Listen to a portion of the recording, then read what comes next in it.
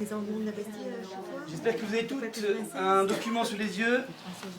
Alors, pour prendre un bon départ,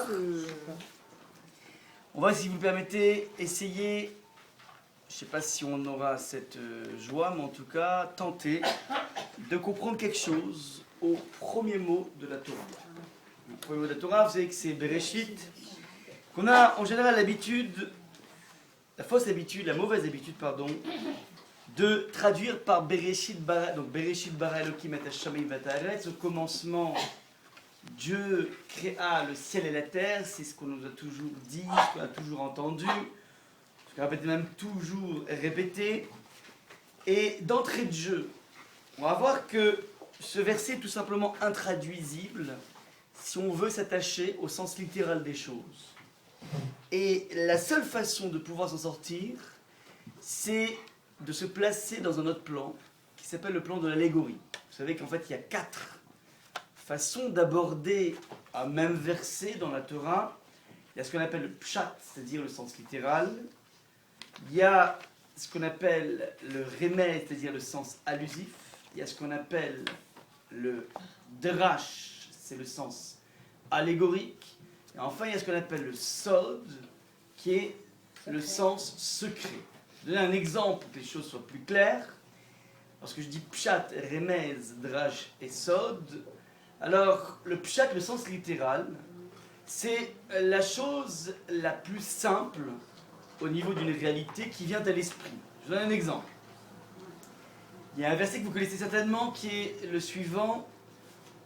Au moment où Bilam, qui était un prophète des nations, s'apprête à venir, que Dieu préserve, maudire le peuple juif, le texte nous dit la chose suivante: Vayashkem Bil'am baboker vayachavosh et atono.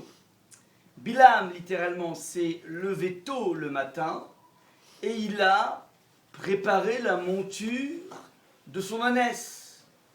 Si vous faites lire ce verset à un enfant de 6 ou 7 ans, il va comprendre que Bilam a fait exactement comme Lucky Luke, qui va préparer la monture de Jolly Jumper. Ouais. Et ça, pour lui, ça va peut-être évoquer Lucky Luke ou je ne sais quoi. En tout cas, je suis sûr, c'est qu'il existe une réalité physique d'un bonhomme qui va s'apprêter à monter sur son ânesse. Et ça, c'est ce qu'on appelle le sens littéral. Et on pourra donner les plus belles explications. Cette réalité est un fait, est une donnée, est une médecine, quelque chose qui une donnée d'évidence. C'est ce que nous relate le texte. Maintenant, on peut avoir une lecture du même verset plus profonde par le biais de ce qu'on appelle les allusions. C'est quoi les allusions? Alors c'est Rachi sur place qui va lui faire remarquer que l'expression Vayashkem Bilam baboker vayachavosh et atono fait étrangement penser à un autre verset qui se trouve bien avant Bilam, on est dans le livre de Bamidbar, le 4e livre, mais dans le premier livre de la Torah Bereshit, eh ben, il y a aussi un verset qui ressemble étrangement à celui-là, c'est le suivant: Vayashkem Avraham baboker vayachavosh et chamoro. Donc je répète, Vayashkem, Avraham s'est levé tôt le matin et il a préparé la monture de son âne. Donc on a d'un côté Bilam qui se lève le matin et prépare la monture de son ânesse, et on a Avraham qui se lève le matin et qui prépare la monture de son âne. Et donc Rachid dit, mais c'est quand même bizarre que la Torah utilise pratiquement les mêmes versets à un iota près. Quel est le iota? Quelle est la différence? Chamor et Aton. Il y en a un qui avait un Chamor, c'est-à-dire un âne, Abraham, et Bilam avait une ânesse. Vous allez me dire, blanc bonnet blanc, c'est un petit peu comme aujourd'hui on dirait la Mini et la Fiat 500. Ouais, c'est à peu près le même moyen de locomotion. Ça veut dire, bon, il y a une petite nuance, mais finalement, au niveau de la littéralité du texte, les deux se lèvent tôt le matin et les deux vont préparer leur moyen de locomotion. Ouais, ça c'est le sens littéral. Sauf que Rachid dit, si je vois que le même verset se répète à travers, comment dire, les histoires, ça veut dire qu'il y a quelque chose qu'on veut nous renseigner. Rachid va donner une sorte de sens ici qui est très intéressant, qui est le suivant. Toi, Bilam, tu te presses le matin avec diligence pour essayer de commencer ton entreprise maléfique par rapport au peuple juif. Mais sache une chose, c'est qu'il y a quelqu'un qui t'a précédé dans le sens du bien, qui est Abraham, qui lui s'est levé tout le matin pour aller faire la volonté d'Hachem, c'est-à-dire d'aller prendre son fils et de l'apporter, comment dire, en sacrifice. Et donc, vient nous dire ici Rashi, derrière ton entreprise maléfique se cache une sorte d'antidote historique qui est Abraham. Abraham est venu planter cette sorte de génétique spirituelle qui va, que Bilam le veuille ou pas, nous protéger contre les assauts d'un personnage maléfique. Et donc on a, si vous voulez, d'un coup une nouvelle lecture du même verset, c'est plus simplement le Lucky Luke qui va prendre son jeu de peur, mais cette fois-ci on comprend qu'il existe des notions de force qui traversent l'histoire par le biais d'une génétique spirituelle. Et c'est ça en fait que veut nous signifier Rashi. Donc on a déjà d'un coup, à partir du même verset, une lecture beaucoup plus allusive, beaucoup plus profonde, qu'un enfant de 7 ans aura peut-être du mal, à moins que ce soit un peu génial, à attraper. Mais ce qui est intéressant, c'est que cette notion de génétique spirituelle est un concept qui jaillit du verset ou bien des deux versets en miroir. On n'est pas venu contorsionner quoi que ce soit, on est juste venu donner une lecture un peu plus raffinée à partir d'une connaissance préalable. Ça, c'est ce qu'on appelle le deuxième niveau d'approche du texte. Troisième niveau, c'est le sens allégorique. Parce que l'allégorie, c'est l'image, c'est la parabole. Quand est-ce que dans la vie, on utilise des paraboles? Alors c'est vrai que nous, dans notre quotidien, on a du mal à utiliser le monde allégorique, mais c'est dommage parce que ça pourrait nous permettre de faire passer des messages de façon beaucoup plus jolie, beaucoup plus belle. C'est quoi la technique du midrash, de l'allégorie? C'est de transposer dans un univers un peu à la Walt Disney. C'est l'histoire d'un roi avec une reine et une princesse et un prétendant. Et bon, toi tu commences à rentrer dans cette histoire, et puis petit à petit, au fil de l'histoire, on va te faire passer un message fort. Maintenant, tant que tu es dans une histoire allégorique, tu acceptes le message. Mais si d'un coup, et c'est ça le but de l'allégorie, c'est de dire, mais tu sais, le reproche qu'on adresse à la princesse, en fin de compte, c'est un petit peu le reproche que je te fais à toi. Une fois que la personne a accepté dans le monde allégorique, il va être obligé d'accepter la chose, et donc le reproche pourra passer. Ou bien des fois, il n'y a même pas besoin de faire le reproche en direct. Une fois qu'on est passé par l'allégorie, alors tout commence à s'éclaircir, et puis petit à petit, la personne peut accepter la chose. À Mavdil, rappelez-vous, dans Marius de Pagnol, non, la femme du boulanger, je ne sais pas si vous vous rappelez de la femme du boulanger, ouais, ben, le pauvre boulanger a une femme qui a trompé son mari, et puis lui, au lieu de parler en direct à sa femme en disant mais voilà tu m'as trompé, il s'adresse à une chatte, il lui dit pomponnette, ouais tu es parti pour des chats de gouttière. C'est un peu la même technique, ça veut dire qu'il est en train de parler d'une chatte qui est partie et qui est revenue toute penaude, un peu comme la femme du boulanger qui revient toute penaude. Donc c'est un peu la même idée, ce sont des choses qu'on peut utiliser dans la vie de tous les jours. C'est le monde de l'allégorie. Et l'allégorie te permet de faire passer un message que tu ne pourrais pas attraper, avaler comme, en tant que tel. Troisième niveau de lecture. Quatrième niveau de lecture, c'est le sod, le secret. Alors là, je ne vous dirai rien, pas parce que c'est un secret, parce qu'en général, personne n'attrape ce niveau, il n'y a que les grands kabbalistes. Mais en général, les grands kabbalistes, il n'y en a pratiquement pas dans le monde, et ceux qui se présentent comme étant des grands kabbalistes, en général, sont tous des charlatans. Donc, comme ça disait Rav Ben Zedek Bachaoul, 95% des Mekoubalim sont des Zaïfanim, sont des charlatans, ouais, c'est ce que je disais. Donc en général, il n'y en a pas, et quand ils le sont, ils ne le disent pas. Donc il y a apparemment, on sait, une lecture encore beaucoup plus profonde d'un même verset, qui s'appelle le Sod, le secret. Et le secret, donc c'est quelque chose qui part de l'axiome suivant, que chacun des mots de la Torah, donc du Sefer Torah, sont en fait des agencements de lettres qui chacune correspond, avec un agencement différent, à des tsirouf et shemot, des formes du nom de Dieu. Ça veut dire qu'en fait, Bereshit bara Elokim et Teshuvah, tu pourrais voir avec un découpage que seuls les kabbalistes connaissent, les noms de Dieu qui sont en train de défiler l'un après l'autre. Et donc bon, il y a une lecture extrêmement élevée, ésotérique, qui ne nous concerne pas, mais en tout cas ça fait partie des quatre niveaux.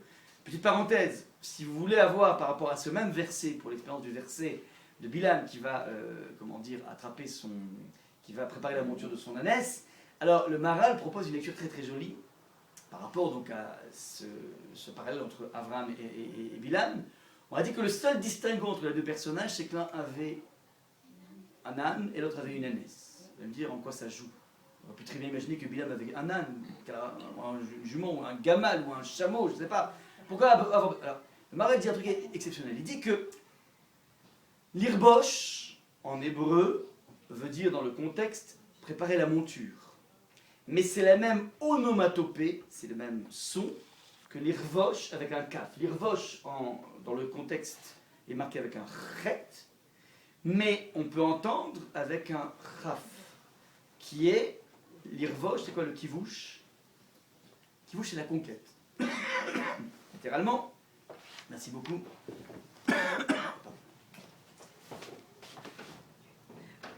L'irvosh, ça c'était le verset avec un chet, mais l'irvosh en hébreu, donc on a fait juste un changement du kaf en chet, et d'un point de vue onomatopéique, c'est pratiquement la même chose.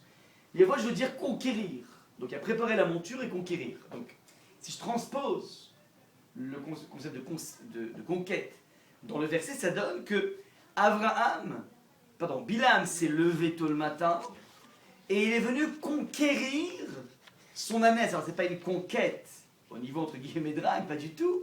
C'est la faculté de se hisser au-dessus de la matière. Et comment on arrive à la matière? Parce que pour Abraham, le texte nous dit, Abraham s'est levé tôt le matin et est venu, Vayachavosh et Chamoro, il est venu dominer, conquérir Chamoro, c'est son âme, mais Chomer en hébreu, c'est la matière. Oui, et pourquoi en fait le Chamor s'appelle, le Chamor s'appelle Chamor? Parce qu'en fait, il n'y a rien de plus bête, de plus matériel que l'âne. Ouais, c'est la matière par excellence, c'est-à-dire c'est l'inertie. Ouais, c'est-à-dire qu'il n'y a aucune sophistication dans l'âne, et donc il s'appelle, c'est la matière brute. Ouais, c'est une sorte de, comme une brique. Ouais, au niveau du bâtiment, vous avez une brique, et ben voilà, vous avez en fait les briques dans le champ, c'est même pas les vaches, ce sont les chamors, ce sont les ânes. Donc le chamor, c'est chomer, c'est pareil que chomer, la même racine sémantique. Ouais. Qui veut dire la matière. Et donc on vient dire qu'Abraham est un personnage qui a réussi à conquérir, qui a réussi à canaliser toutes ses pulsions. Il entretient avec la matière un rapport de domination totale. Ouais, donc ça reste un homme, c'est pas un ange, mais il est capable, ouais, à 99 ans, une fois qu'il fait sa Brit Mila, il est capable encore de trouver encore des sources d'énergie. Il fait une Brit Mila à blanc, il n'y a pas d'anesthésie générale. Troisième jour, c'est le jour le plus dur de la cicatrisation, il a 99 ans, il est capable de prendre son courage à deux mains et d'aller courir pour aller chercher des veaux pour honorer des invités qui n'étaient pas des invités illustres, des gens qui étaient des vrais idolâtres. Et donc ça c'est Abraham Avinu qui est capable de ne garder absolument aucune attache avec le monde de la pulsion. Mais on dit que Bilam lui aussi, Vayachavosh et Atono, lui aussi est capable de dominer, et Atono c'est son ânesse. Quelle différence? C'est que ânesse c'est féminin et Chamor c'est masculin. L'âne et l'ânesse c'est le masculin de l'autre. Et donc on vient dire la chose suivante, que chez Bilam il y a certes une faculté de domination, mais qui garde une zone de contact qui est exprimée par le féminin ici. C'est-à-dire qu'il y a encore une compatibilité entre masculin et féminin par le biais de l'attraction. Puisque Akadosh Baruch Hu a mis dans le monde de la nature le fait qu'un homme est attiré par une femme. Ça c'est partie de la loi de la nature. Eh bien, on vient de signifier dans le verset que Bilam a réussi à dépasser la matière, mais pas totalement. Il lui reste encore une zone de frottement qui est peut-être le fait qu'il va être sensible au bout d'un moment aux honneurs, il va être sensible à l'appât du gain, au tôt ou tard. C'est-à-dire, pas au début il a dit, mais écoutez, vous donnez tout l'or du monde, je ne peux pas transgresser la parole d'Hachem. Ouais. Vous donnez, remplissez ma maison d'or et d'argent, ça ne suffit pas. Qui peut dire ça sur lui dans la vie? Aujourd'hui, on peut tout acheter. On peut tout acheter. Même les rabbins, on les achète. Lui, Bilam, on ne peut pas l'acheter, incorruptible. Untouchable. Ouais, c'est Bilam. Incorruptible. C'est énorme ce que dit le texte. Ouais. Donc c'est-à-dire que, mais au bout d'un moment, il y a quelque chose, au bout de beaucoup d'assauts de Balak, alors au bout d'un moment, il y a quelque chose qui va le faire craquer. Ce petit quelque chose, c'est ce qu'il a gardé comme attrait par rapport à la matière. Donc il n'a pas totalement dominé la chose. Mais ce sont deux grands personnages. Regardez un petit peu à partir de même verset, un petit verset comme ça, Regardez ce qu'on vient de dire à l'instant, on a navigué avec pas mal de concepts très profonds. Et ce qui est génial, c'est que tout est inscrit dans le texte. Je ne vous ai pas transformé le texte. Le texte est le même. Et à partir de ce même texte, on arrive à avoir plusieurs strates de compréhension, plusieurs strates de réflexion, plusieurs strates de profondeur. Ça, c'est la vertu même de l'étude de la Torah. Donc je dis que le texte de la Torah s'aborde toujours par quatre niveaux. Et Rashi, le grand commentateur Rashi, lui dit systématiquement, je ne suis venu ici que pour expliquer le sens littéral des choses. Je m'intéresse au sens littéral. Alors, le sens littéral, c'est pas simplement l'histoire de Lucky Luke, dans sa trivialité. Dans le sens littéral se cachent des éléments de profondeur exceptionnels. On avait fait ici, d'ailleurs, un cycle sur Rashi. On avait pris donc un à un les premiers Rashi de la Torah. On avait montré à quel point il y avait quelque chose d'extrêmement profond qui se dégageait de là. Mais l'idée est de rester collé le plus possible au texte. Ça, c'est les grands exégèses. Enfin, Rashi fait partie. Lui veut s'intéresser au sens littéral. Et lui-même va nous dire, comme postulat de base, le premier verset de la Torah est intraduisible. Je vais vous démontrer pourquoi rapidement au niveau grammatical. Vous avez le document sous les yeux. Pourquoi il est intraduisible? Parce que si le texte avait voulu nous dire en hébreu, au commencement, Dieu créa le ciel et la terre, alors, dit Rashi, on aurait dû écrire Barishona, au tout début, merci beaucoup. Ouais, j'ai compris. Au tout début, Barishona, Bara Elohim Hashem a créé les cieux et la terre. Mais est marqué dans le texte pas Barishona, mais Bereshit. Or, Bereshit est ce qu'on appelle en français un état construit. Désolé de plomber l'atmosphère avec les souvenirs du Becherel et du Bled. Mais voilà, il n'y a pas le choix. Il faut un peu travailler, donc on est obligé de travailler dans la grammaire. Alors, le texte nous dit la chose suivante.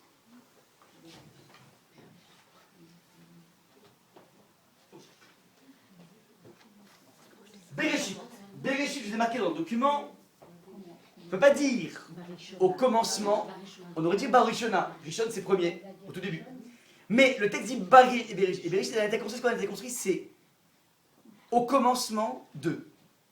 Donc littéralement, il est marqué dans la Torah, au commencement de créa Hachem le ciel et la terre. Je répète, au commencement de créa Hachem le ciel et la terre. Et vous voyez tout de suite, évidemment, un problème de syntaxe grammaticale. Après, au commencement de, je devrais attendre un nom, et je me retrouve avec un verbe. Donc, il y a un vrai problème ici, le grammatical. Donc, encore une fois, je répète, au commencement de créa le ciel et la terre, c'est pas possible. C'est inaudible.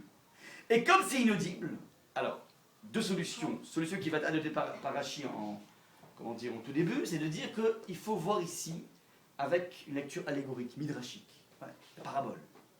Et pas du tout le sens littéral, sinon on ne s'en sort pas. On va voir de quoi il s'agit. Donc on va y voir dans le cours de ce cours, on verra deux explications midrashiques qui vont nous transmettre des informations très importantes dans la vie. Mais avant ça, je vais vous montrer la démonstration de Rashi. Donc je répète, Rashi parle de ce postulat que Bereshit, c'est pas un postulat, c'est une réalité grammaticale de toute la Torah. Ouais, vous avez par exemple plusieurs fois des expressions du type Reshit Darko, les prémices de son chemin, les premiers pas. Reshit est associé à un nom, Darko, son chemin. Ou bien Reshit Tevuato, le début de sa récolte. Ouais, donc on a toujours un Reshit qui précède un nom et non pas un verbe. Alors, Rashi va dire peut-être que ici, il faudrait non pas comprendre Bereshit bara au sens, au commencement de il créa Hachem le ciel et la terre, mais on pourrait peut-être transformer le verbe bara, qui veut dire il a créé, en béro, qui veut dire le fait de créer. C'est ce qu'on appelle substantiver un verbe. J'espère que je ne dis pas d'ânerie. Je sais qu'il y a des spécialistes de français ici. C'est-à-dire que je prends un verbe et j'en crée un nom. Comment? Par exemple, pétrir. Comment je transforme pétrir en un nom? Le fait de pétrir. Ouais, le fait de pétrir. Alors, ou le pétrissage, peut-être. Mais là, c'est clairement le nom. Parce que là, comment dire, en l'occurrence, bara, si je substantive, ça va faire le fait de créer. Donc, au commencement du fait de créer les cieux et la terre, je continue le verset d'après, la terre était tohu bohu, vous l'avez pas marqué, et obscurité sur la surface de l'eau. Donc je répète, première tentative de Rashi, c'est de transformer le bara en béro. Bara, béro, Salomon, Slimane. Ouais. Ça c'est ce que propose ici donc notre Rashi. Maintenant, faites bien attention. Il y a un deuxième problème qui surgit. D'abord, c'est pas très catholique de transformer un bara en béro. Ça fait quand même, c'est un peu bizarre, pas très orthodoxe non plus. De commencer à prendre un petit coup de bistouri et transformer le bara en béro. Ouais, même si on admettait, alors Rashi va être très honnête, il va dire que on a déjà vu ce type de choses ailleurs dans la Torah. Par exemple, il donne Trilat Diber Hashem im Hoshea. Le début a parlé Hashem, le début de a parlé Hashem à Hoshea. Bizarre, la réponse, il faut entendre le début de la parole, c'est-à-dire un verbe qu'on va transformer en substantif. De la parole de Hashem, c'est-à-dire de Osée qui était un prophète. C'est-à-dire qu'on a déjà vu ce type d'exception, on pourrait appeler ça un idiotisme, on a déjà vu ça. Et donc on pourrait peut-être penser que c'est ça que veut dire le texte. Sauf que, faites bien attention, il y a un grand problème qui jaillit ici, c'est le suivant. Bereshit, bara, au début de la création des cieux et de la terre a été tohu vohu. Qu'est-ce que j'ai omis de façon radicale par rapport à notre version originale? Hachem. Au début de la création des cieux et de la terre était... Mais je n'ai pas parlé d'Hachem. Or, la version originale, c'est quoi? Bereshit bara Elohim. C'est Elohim, c'est Dieu qui a créé, au début, littéralement au début, Hachem a créé les cieux et la terre. Donc il y a une bizarrerie assez incroyable ici, c'est-à-dire j'essaie de corriger mon problème de l'absence de nom après le Bereshit, et je me retrouve avec une omission d'Akadosh Baruch Hu qui est quand même un élément dans la phrase qui n'est pas superflu. Voilà, on dit que dans la Torah, il n'y a rien qui est superflu. J'ose imaginer, il n'y a pas une lettre qui est superflue, encore plus un nom de Dieu qui serait superflu. Voilà, c'est extrêmement bizarre aussi. Ça c'est donc la première tentative de Rashi au niveau du sens littéral. Deuxième tentative, et petite parenthèse, un sens littéral très bancal, ouais, puisqu'en fait, on transforme un bara en béro. Deuxième chose, on a omis le terme de Elohim. Deuxième possibilité de Rashi, Bereshit Hakol. Alors il va dire la chose suivante. Bereshit, au début de, j'attends un nom et non pas un verbe. Vous savez qu'on le rajoute. Je vais le dire. Bereshit, c'est-à-dire sous-entendu, au commencement de tout, Hakol, de tout. Donc au commencement de tout, Hachem a créé les cieux et la terre. Ça veut dire que c'est une façon elliptique de s'exprimer. Voilà, tout se passe comme si le premier verset nous dit au début, sous-entendu de tout, ça va sans le dire, c'est vrai que ça irait encore mieux en le disant, mais disons que le verset s'est exprimé de façon elliptique. Au début de tout, Hachem a créé les cieux et la terre. Ouais, donc c'est comme si on mettait, vous savez, des fois une astérisque, comment on fait pour dire il manque un mot? Vous savez, pardon, c'est comment on fait ça? Mais là, on met une petite accolade, je sais pas comment ça. Et on dit voilà, il manquait ce mot, ouais. Alors on va faire comme ça, Bereshit Hakol. Bon, c'est encore une fois que c'est pas très catholique de nouveau, ouais, pas parce que c'est juif, mais parce que c'est vraiment bizarre comme truc. Primo, et donc ça. Maintenant, c'est vrai que dans cette perspective, on a un premier verset qui dit la chose suivante: au commencement de tout, Elohim créa les cieux et la terre, et donc on aurait effectivement ici, selon ce deuxième sens de Rashi, un instant au commencement de tout qui s'appelle l'instant t égale 0. C'est l'instant du début initial de l'humanité, et à partir de ce verset, on peut commencer, si vous le voulez, à interroger, pour ceux qui veulent s'amuser à ça, la validité par rapport à la science du texte de la Torah qui semblerait nous dire que l'instant t égale 0, c'est ce moment-là, et qui nous amène à un monde qui aurait 5775 ans. Et donc beaucoup de personnes commencent à jaser par rapport à ça, en disant c'est quand même bizarre comment on s'arrange avec les thèses de plus en plus vérifiées aujourd'hui des scientifiques qui va dire que le monde aurait 6 milliards d'années ou je ne sais pas combien de milliards d'années. Ouais, donc maintenant, ce que je veux vous faire remarquer la chose suivante, ce n'est que d'après le deuxième sens de Rashi qu'on peut poser cette question. Parce que si je suis dans le premier sens, au début de la création des cieux et de la terre était tohu bohu. Petite parenthèse ici, ce n'est pas l'instant t égale 0. c'est l'instant, le début de la création des cieux et de la terre. Ça veut dire que Akadosh Baruch Hu s'intéresse au niveau du début de la Torah à un instant, disons que ça c'est l'instant t égale 0, t égale 0. Là je mets un curseur qui s'appelle le début de la création des cieux et de la terre. Ça veut dire qu'il y a eu plein de créations avant, beaucoup de choses qui sont passées avant. Puis d'un coup, Hachem décide de mettre un curseur ici en disant voilà, maintenant ce qui m'intéresse, c'est la création des cieux et de la terre, c'est-à-dire le principe spirituel et le principe matériel. Voilà, une fois qu'intervient un homme avec une conscience, on pourrait appeler ici l'époque des hommes, qui me laisse ici un grand mouchoir avec des ailes, qui me laisse ici un grand espace, qui serait peut-être l'époque des singes, des dinosaures et je ne sais quoi. Oui, ça veut dire que par là, c'est que d'après le premier sens de Rashi, on n'a absolument aucun problème avec les thèses scientifiques. Ce n'est que d'après le deuxième sens de Rashi qu'on peut éventuellement commencer à interroger le texte par rapport à tout ce qu'on a entendu à droite et à gauche. Vous me suivez jusque-là ou pas? N'hésitez pas à me poser des questions si les choses ne sont pas claires. Donc regardez un petit peu dans le document. Je vous ai marqué Bereshit égale Bereshit, au commencement 2.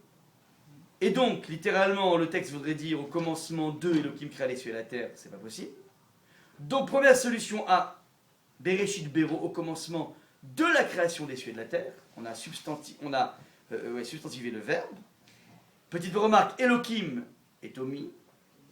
De notre côté, ce n'est pas l'instant premier. Donc, avantage, inconvénient. Petit B, Bereshit Akol, donc dire qu'au commencement de tout, vous l'avez en vert. Elohim créa les cieux et la terre. J'ai mis en vert ce qu'on a rajouté, ce qu'on a transformé, pour essayer d'avoir un sens littéral. Effectivement, on se retrouve avec l'instant premier, seulement, on a, dit Rashi, une double anomalie logique. C'est plus un problème de syntaxe et de grammaire, c'est un problème de logique, c'est-à-dire, Rashi va faire la remarque suivante. Le deuxième verset de la Torah, la terre était tohu bohu et obscurité sur la sur la surface de l'abîme. Verouar Elohim merachefet el penamaim. Et le souffle Elohim de Dieu planait sur la surface de l'eau. Ça, c'est la description du monde juste avant qu'Hachem dise dans le troisième verset Yeyor, que la lumière soit. Donc avant qu'Hachem mette cette énergie de la lumière, le monde était une sorte de chaos. Tohu bohu. Alors tohu bohu, c'est quoi? C'est tohu bohu, on traduit par ça, c'est-à-dire balagan total, obscurité, l'abîme, et juste un vent divin, de Ruach Elohim, merachefet, qui plane sur la surface de quoi? De l'eau. Or, quand on regarde, si toutefois tu voudrais penser que le texte t'enseigne une chronologie de création jour après jour, alors quand tu regardes la première mention de l'eau, c'est au niveau du troisième jour. Ce qui veut dire qu'on te parle, avant même de parler de la création de la lumière, on te mentionne un élément qui s'appelle l'eau, H2O, alors qu'il n'a même pas encore été créé. Anachronisme majeur. Ça veut dire que si toutefois tu étais dans un prisme de lecture qui serait un prisme rationnel, un prisme scientifique, tu te retrouves déjà avec un bug assez incroyable qui est le suivant. On te parle d'un élément, le maïm, alors qu'on ne t'a jamais mentionné sa création. Deuxième remarque de Rashi. C'est pas inclus dans le tohu bohu, c'est la matière toute mélangée. Quoi. Le tohu bohu, c'est rien, le tohu, c'est bien un vide, ouais. C'est le désordre, c'est pas le vide. Alors c'est un désordre, c'est ouais. Un désordre de plein de matière. Il y avait peut-être le liquide, non? Peut-être, je sais pas. Planer, non mais là c'est-à-dire qu'apparemment il y a un désordre, il y a une surface de l'eau, il y a un abîme extrêmement complexe. Ouais.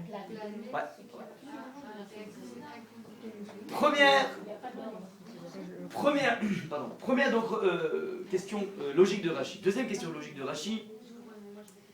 Shamaïm, c'est quoi Shamaïm? C'est quoi?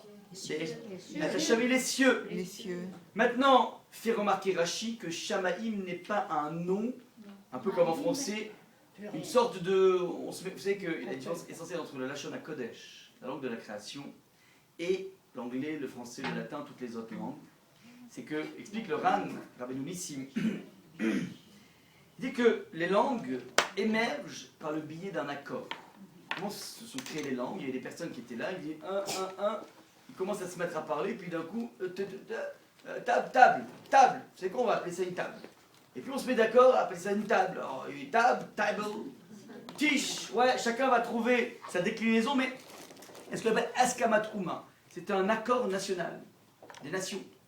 Le Lachon HaKodesh est une langue qui est adéquate à la structure même de la chose. Ça veut dire que, comment dire, lorsque je dis table, ouais, c'est parce qu'on s'est mis d'accord pour appeler ça table, on aurait pu appeler ça gorille. On s'était mis d'accord pour dire que c'est un gorille, tout le monde aurait appelé, bah, le gorille, je vais mettre mes affaires sur le gorille. Ouais. Et c'est pas grave, quoi, après on s'arrange, c'est un problème de code, c'est tout. C'est que dans la Torah, Shulchan traduit l'essence même du Shulchan. Ouais.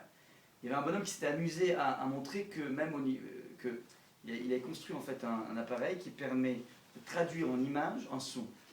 Et le bonhomme avait prononcé cette image devant ce magnétophone, il avait prononcé le nom de Aleph, et il y a une structure qui est sortie qui s'appelle la forme du Aleph. C'est-à-dire qu'il y a une notion d'adéquation avec la structure, avec l'essence même de la chose.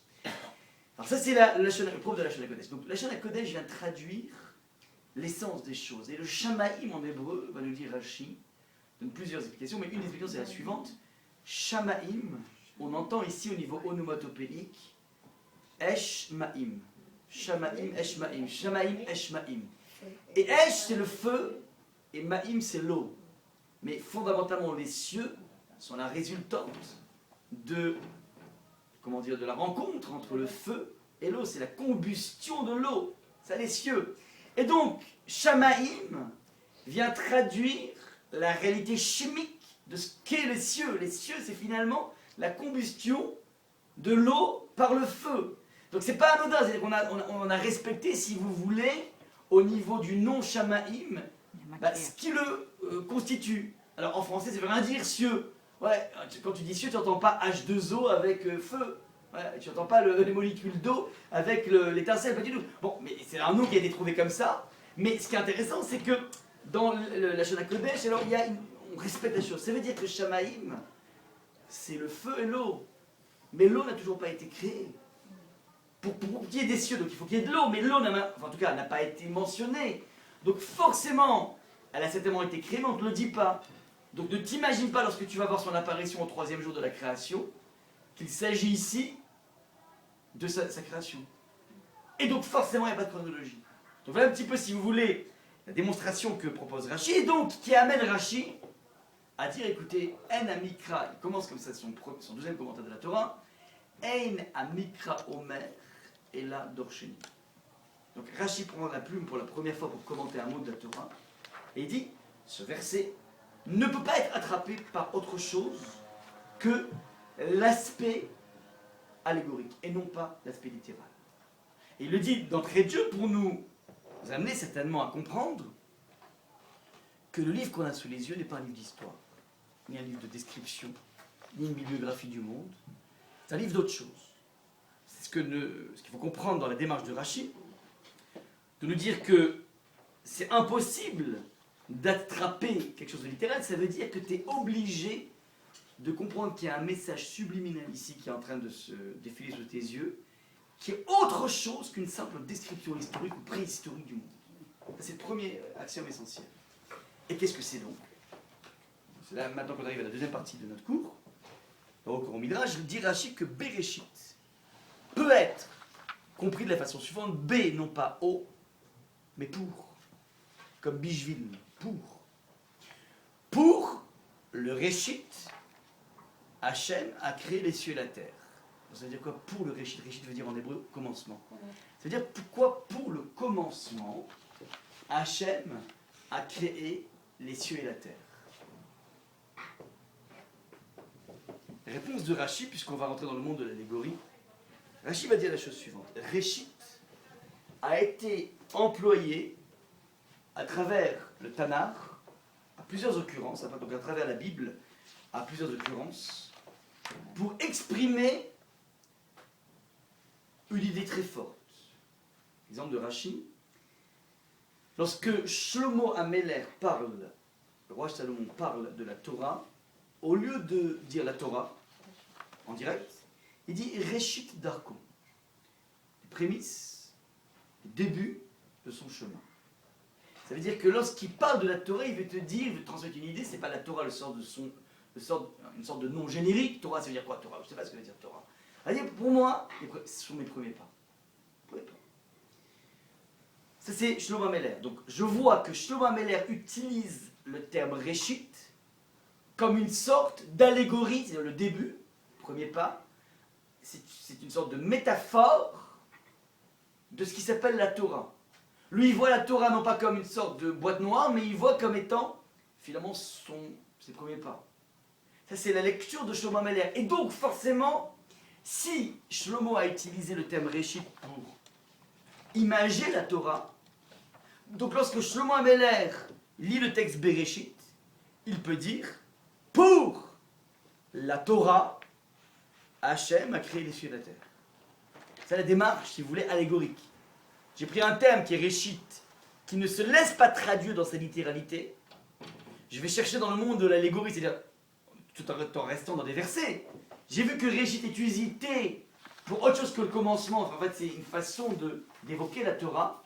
Donc forcément ici, c'est pour la Torah que Hachem a créé les cieux. Ça veut dire quoi pour la Torah? Ça veut dire pour l'émergence d'un principe, d'une idéologie qui s'appelle la Torah, que Hachem a créé le monde. Hachem a créé le monde pour que c'est l'émergence de ça. Deuxième lecture possible, proposée par Rashi. Yirmiyahu, le prophète Jérémie, va parler du clan Israël. Il va dire le peuple juif, le clan Israël, il va dire Réchit Tevuata. Tevuato. C'est le début de sa récolte. C'est-à-dire, on imagine un paysan qui vient faire avec sa faux la récolte de son champ de blé. Eh bien, la première prise qu'il a dans sa main, ouais, c'est une prise qui est importante, ce sont son premier chiffre d'affaires. Eh bien, c'est prémices, ouais. Alors, il n'y a pas de prémices pour le blé, il y en a pour les arbres, mais en tout cas, c'est sa première récolte, son premier jet. Eh bien, ça, ouais, on l'appelle Réchit Tevuata, le début de cette voie. Et en fait, là, on voulait imager dans le Yirmiyahu parler en fait du peuple juif, qui est considéré comme la première moisson d'Hachem. Le paysan, c'est Hachem dans l'histoire, ouais, et qui va, c'est-à-dire, on est le premier peuple, c'est-à-dire le frère aîné de l'humanité. On a été placé avec une responsabilité colossale de tracer la voie pour l'humanité, pour inspirer les non-juifs à être des gens meilleurs. Ça, c'est le rôle du juif dans le monde, d'inspirer, ouais, les autres. Eh bien, dans le texte de Yirmiyahu, Réchit, c'est le peuple juif. Ouais, c'est le début de sa... Il appelait ça, pas le peuple juif, il appelait ça le début de la récolte. C'est une façon imagée de parler du peuple juif. Donc, Yirmiyahu, lorsqu'il ouvre le texte de Réchit, il va dire, Bereshit, il lit, pour l'émergence du peuple juif. C'est pour l'émergence du peuple juif, c'est-à-dire d'un peuple qui va montrer l'exemple que Hachem a créé le monde. Alors on a donc ici deux lectures allégoriques proposées par Rashi, après une démonstration de l'impossible approche littérale, et Rashi vient nous dire donc que le texte ici de la Torah, et c'est ça le point le plus important, ne te dit pas quand ça s'est passé, le fameux au commencement, ne te dit pas pourquoi ça s'est passé, qu'est-ce qui a motivé Hachem de créer le monde, c'est-à-dire quelles sont ses raisons. Tu sais, ces raisons, il faudra ouvrir des textes de Kabbalah qui n'est peut-être pas le sujet de la Torah. Il faut aller voir des textes de mystiques juifs, dans le Ramchal par exemple, qui va expliquer, mais qu'est-ce qui a poussé Hachem à créer le monde? Pourquoi il fait ça? Ouais. Un petit peu comme si tu vois un architecte, l'architecte des tours de la Défense, tu lui dis pourquoi tu as fait ça? Il va, pourquoi j'ai fait ça? Bah écoute, c'est très simple, deux choses. D'abord, je me suis ramassé un sacré pécule d'argent. Ouais. Deuxième chose, je vais rentrer dans l'histoire. Je dis non, t'as pas compris. Je t'ai pas dit quelles sont tes motivations personnelles. C'est ça qui m'intéresse. En vue de quoi tu as monté ces deux tours? Ah, en vue de quoi? Ok. Ces tours vont abriter tant de banques, tant de commerces, tant de choses. Ça va devenir, comment dire, le centre d'affaires de l'Île-de-France. Ouais. Ah d'accord, donc c'est le en vue de quoi? Je répète. Bereshit ne dit ni pourquoi, ni quand, ni comment. On n'a même pas un ordre qui explique comment les choses sont fonctionnées. Non, non. C'est Qu'est-ce que tu cherches derrière cette création? Ton but, quoi. Ton but. Ton but dans le sens, pas ton but personnel d'Hachem, mais qu'est-ce qu'il attend de la création? En vue de quoi? C'est ça en fait que nous, la lecture allégorique nous amène à ça d'après Rachi. En vue de quoi? En vue de l'émergence d'un peuple qui va montrer l'exemple. Ouais, si aujourd'hui quand tu entends juif, ça te fait penser, comment dire, à la vérité si je mens, on a tout perdu. On a tout perdu. Ouais, si juif est connoté rituel, on a tout perdu. Il faut que juif évoque, waouh, des gens irréprochables, incroyables, probité.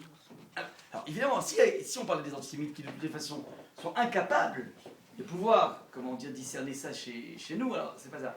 Mais il faudrait qu'il y ait suffisamment de juifs dans le monde, qui sont tellement propres, tellement honnêtes, tellement, qui inspirent tellement la grandeur, que les gens disent non, mais il y a quelque chose de géant dans le peuple juif.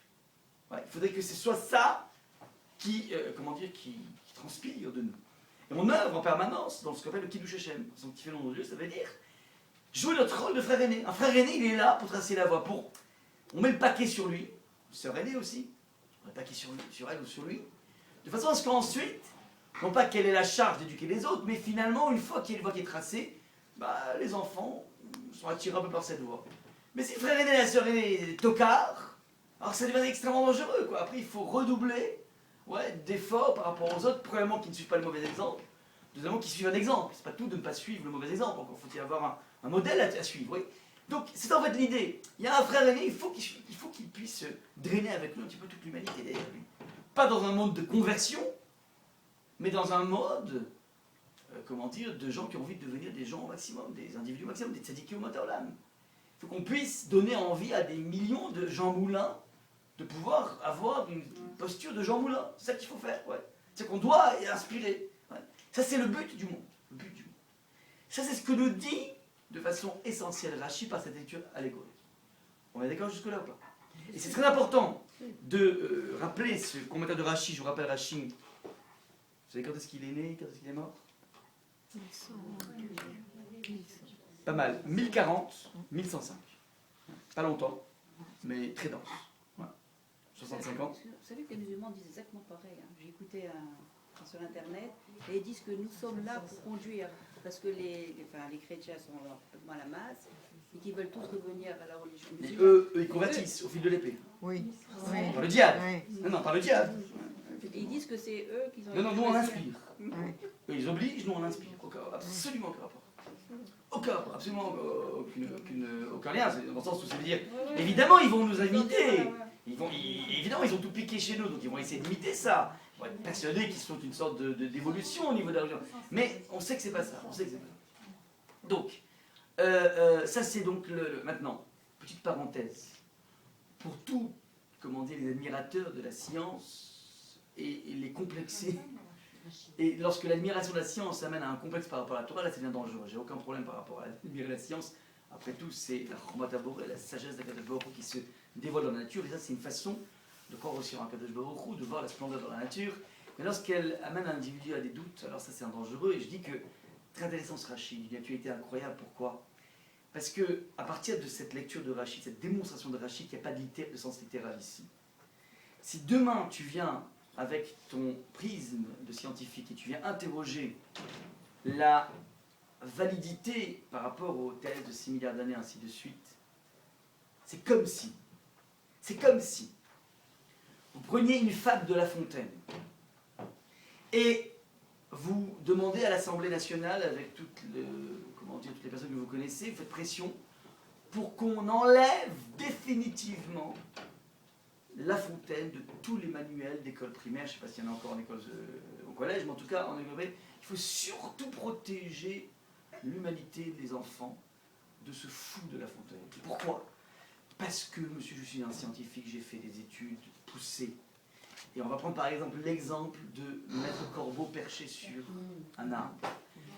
Mes études ont montré la chose suivante, que compte tenu de l'épaisseur des fromages à l'époque du Moyen-Âge, de M. Jean de La Fontaine, il serait absolument impossible, dans un bec de corbeau qui n'a jamais dépassé les 18 degrés d'ouverture, de pouvoir prendre dans son bec un fromage. Secondo, compte tenu de la densité des fromages de l'époque et du poids, il serait aussi impossible au corbeau de tenir sur cette branche sans battre des ailes, et donc il devrait trouver un point d'équilibre qui... Je lui ai dit, écoutez, monsieur, vous êtes bien gentil, mais Jean de La Fontaine n'est pas venu faire un exposé au niveau, au niveau de la zoologie. Ouais, et comment... Il est venu te donner une leçon de morale par rapport aux leçons de flatterie ou je ne sais quoi. Ouais, t'es complètement décalé par rapport à ça, il n'y a aucun rapport. Ouais, c'est pas aborder une fable de La Fontaine avec un prix scientifique. Eh ben, je dis d'après Rachid, c'est toujours la même chose ici. Si tu cherches à poser un regard scientifique sur le texte de la Torah, tu t'es tout simplement trompé de manuel. Dans les mains, tu as un manuel et c'est ça qui est important. Rachid va nous dire, attention, ne te trompe pas quel type de livre tu as dans les mains. C'est pas un livre de biographie, c'est pas un livre de science, c'est pas un livre de préhistoire, ni d'histoire. C'est un livre qui est là, avant tout pour te convoquer à devenir quelqu'un de meilleur. Et tu devras systématiquement lire chacun des versets et de te dire, mais en quoi ça me bonifie, en quoi je peux grandir par rapport à ça, de façon par extension. Je dois assister à un cours de Torah, un contact avec la spiritualité doit toujours être dans une vue qui s'appelle dans quelle mesure ça me fait avancer dans la vie, ça me fait devenir un peu plus sensible, un peu plus, compréhensif, un peu plus ouvert. Bref, systématiquement, je dois avoir cette obsession. Je n'attrape pas le personnage d'Abraham Avinu en essayant de comprendre. Alors, je peux avoir certains éléments historiques qui sont intéressants, mais je dois être obsédé par une idée. Ouais. Dans quelle mesure je peux, petit à petit dans ma vie, ressembler à cette asymptote que correspond Abraham. Et ceci pour tous les personnages, et Sarah, et Rivka, et Rachel, et Léa, sont des personnages qui ont vécu, mais qui sont là pour servir d'exemple, pour devenir des gens meilleurs. Et c'est ça, en fait, le but essentiel du livre qu'on a dans les mains. Et donc attaquer avec le prisme scientifique. Et tout simplement, donc, je ne sais pas si on n'a même pas besoin de répondre. On n'est pas du tout dans le même ring, on n'est pas du tout dans le même domaine. Et donc il n'y a même pas besoin de faire des acrobaties. Il y a des rabbins qui s'aiment à faire des acrobaties pour essayer de te démontrer que finalement c'est jouable les 6 jours de la création avec tous les milliards d'années. Je dis que c'est rabaisser la Torah. Ouais, c'est rabaisser la Torah d'essayer de trouver à partir d'acrobatie une validité, d'autant plus qu'en général les rabbins qui présentent ce type de calcul sont des personnes qui ne maîtrisent pas du tout les concepts qu'ils développent. Ouais, ils parlent de la relativité. Ouais, qui peut aujourd'hui vraiment... Je ne connais pas un seul rabbin au monde qui est capable de parler de relativité. Il faut au moins avoir fait 4-5 ans après le bac pour parler de ça. Donc la plupart n'ont jamais fait ça. Qui l'ont fait. Peut-être, mais en général ceux-là qui l'ont fait de façon sérieuse ne parlent pas de ça. Ne parlent pas de ça. Ouais. Encore une fois, la plupart des gens qui prennent le micro en général, c'est parce qu'ils évoquent ces théories, mais sans véritablement les comprendre, et donc c'est un peu délicat d'utiliser des outils. Ouais, ça fait pas sérieux, c'est pas sérieux, il y a un problème de malhonnêteté intellectuelle ici. Ouais, soit tu connais les choses, soit tu ne les connais pas. Donc encore une fois, les rabbins doivent s'occuper d'enseigner ce qui est marqué dans la Torah, et elle est suffisamment riche, la Torah, pour ne pas avoir besoin de béquilles quelconques à côté. Ouais, on peut tout simplement, donc il y a des choses tellement brillantes dans la Torah, on n'a pas besoin de regarder à côté. Donc c'est juste un petit point. Vous savez, il y a un jour, comment dire, non, j'ai pas le temps de faire la blague, je dois avancer. Donc voilà un petit peu le point essentiel. Je suis sûr qu'elle va faire rire, donc j'ai peur que... Il y avait un jour un bonhomme qui avait, voulait un peu gagner de l'argent, donc il a mis une petite roulotte comme ça dans une rue, comme ça où il y avait des grandes banques. Il a mis une petite roulotte, il a commencé à vendre des merguez. Des merguez, des sandwichs avec des merguez, des hot dogs comme ça. Et puis, je ne pensais pas qu'il pourrait faire concurrence à McDonald's, mais finalement ça commence à bien marcher. Les gens arrivent comme ça, ils descendent en bas, vite un hot dog, ils mangent comme ça, et puis le business commence à bien tourner, bon, après ça marche. Et j'ai une roulotte, une deuxième, une troisième, il met des frères à lui, des sœurs à lui. Et grâce à Dieu, il commence à avoir un véritable... Une vraie société comme ça marche un peu partout. Un jour, il y a un copain, il dit, écoute Max, je vois que grâce à Dieu ça marche bien les affaires, oui, grâce à Dieu, ça marche bien. Ça t'embête, je suis un petit peu en difficulté en ce moment, est-ce que tu pourrais me prêter un peu d'argent? Alors le Max il dit, écoute-moi vraiment, avec plaisir, mais j'ai juste un problème. Il dit, c'est quoi le problème? Les garants, non, pas du tout, les garants, je te fais confiance, tu rigoles entre toi et moi, mais tu rigoles, on a joué au billes ensemble, mais moi je te fais confiance. Mais c'est quoi ton problème? Il dit, voilà, je t'explique, tu vois, mes roulettes elles sont toutes en face de banque. Et on a fait en fait un accord avec les banques, qui est le suivant. Ils m'ont juré qu'ils ne vendraient jamais de merguez, les banquiers. Et moi, j'ai juré que je ne ferais jamais de prêt. On fait pas de... Alors j'ai dit voilà que, Steven Spielberg et d'autres s'occupe de faire rêver les gens dans des guerres des étoiles et dans des, comment dire, dans des recherches, comment ça s'appelle, les aventuriers de l'Arche perdue.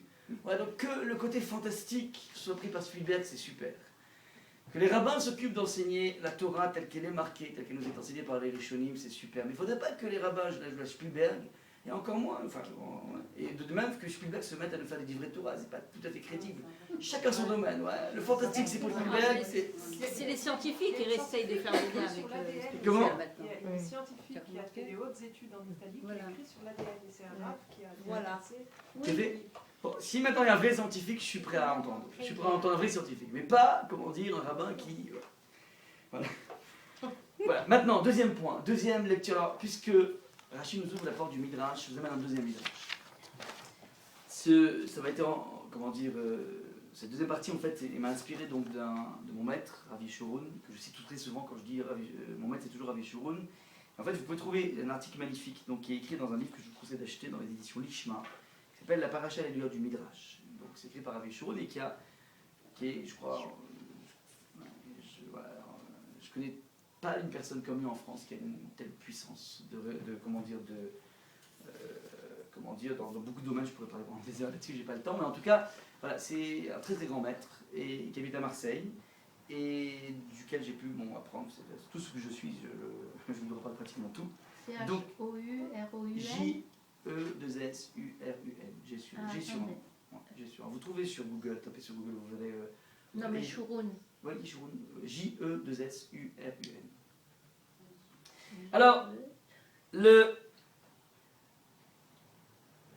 beaucoup de commentateurs ont montré qu'en fait Bereshit était intraduisible, qui va donner la liberté à la Gemara dans Sukkot, donc Tana des Rabbi Lou, donc un maître de la Mishnah, qui va nous dire que Bereshit, regardez dans le grand 2, petit 2, que Bereshit, c'est un mot qu'on peut décomposer. Et littéralement, nous propose Tana des Rabbi Lou, la maison de Rabbi Ishmael enseigne, Bereshit, ne lit pas Bereshit, mais lit Barashit. Hachem a créé le shit. Ça, c'est ce qui est marqué dans Bereshit. Pardon? Faites blague, hein? C'est l'enseignement de la Mishnah, la Gemara dans Souka. C'est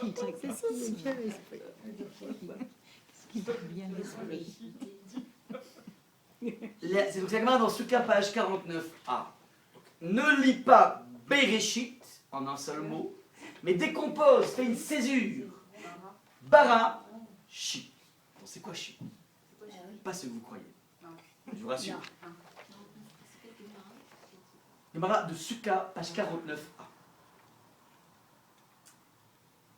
Shit, ça nous plonge dans l'univers du Beth Amikdash, du temple.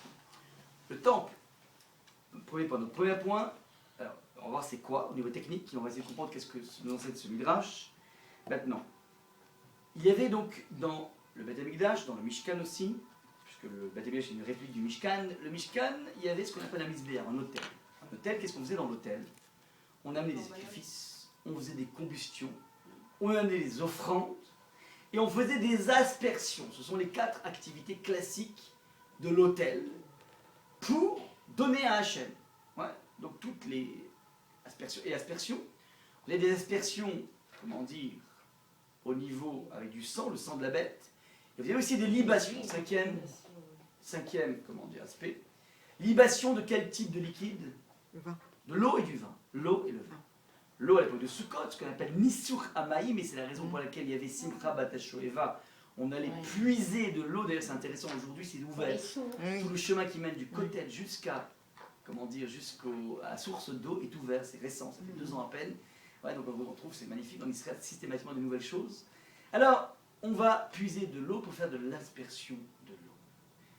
Et où sont les shittim dans tout ça? Les shittim, shit, c'est singulier, et shittim, ce sont le pluriel.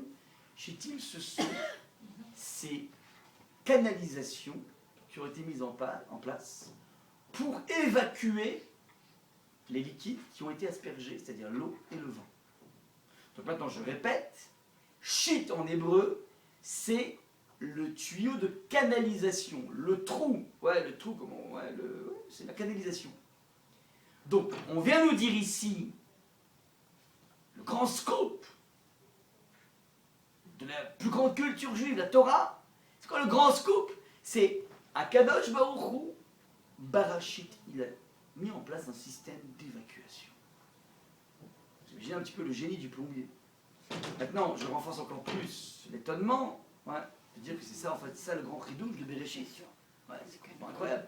Alors, je renforce encore plus en disant que il y a un midrash qui évoque ce concept de shittim et qui précise deux informations.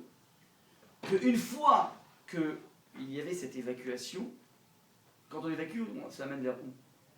Vers les sous-sols, enfin, là. Bah oui, alors tout à l'égout là. Ça amène Canaux, vers des canaux dans où? Ouais, alors vers l'eau. Mais là, en l'occurrence, ce texte précise vers le théum, vers l'abîme. Ah. Vers le centre du monde, je sais pas comment on appelle ça, une sorte de trou. Et le. Ça nous en a parlé. Comment dire? Pardon? Non, on a eu un rap qui nous en a parlé. Super. Et ce midrash, Non, il Ah. a parlé de l'évacuation. Apparemment, il a parlé aussi des sources. Bon. maintenant,